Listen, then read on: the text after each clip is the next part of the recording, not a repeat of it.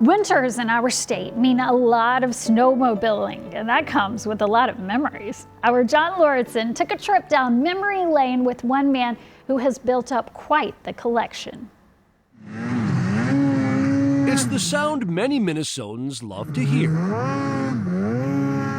In the North Star State, there are thousands of miles of snowmobile trails running every which way, and it's a safe bet that Les Pins has been on most of them. You always remember your first snowmobile, your first car, your first love. For Les, that love began in the late 60s. He and his family opened a dealership to sell Scorpion snowmobiles and other brands. They were just like a Model T. Back then, the parts fell off half the time. You towed them home half the time. You only go 20, 30 miles an hour, but their smiles are so great.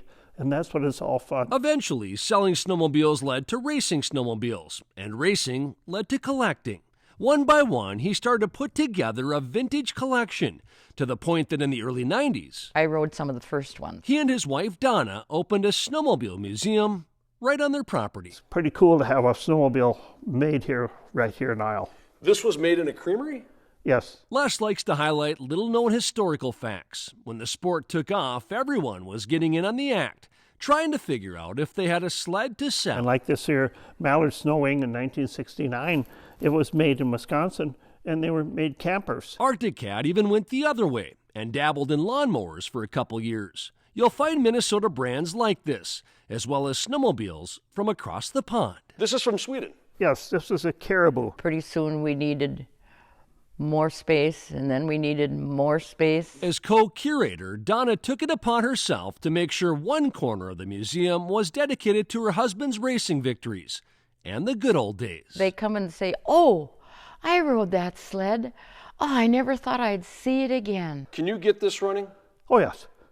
That's no problem for you. No, no problem at all. From motors, to suits, to expeditions, and even sleds that aren't really sleds.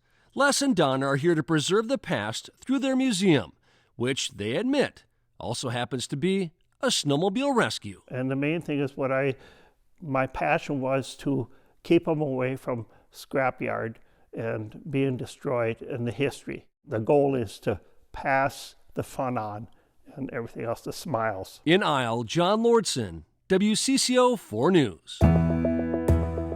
Now to a touching story out of eastern Wisconsin. A Milwaukee business owner found out his friend would sometimes walk more than 4 hours to work because he didn't have a ride. As Emerson Lehman reports, a plea on social media made all the difference. A 2008 GMC Yukon, over 160,000 on the odometer.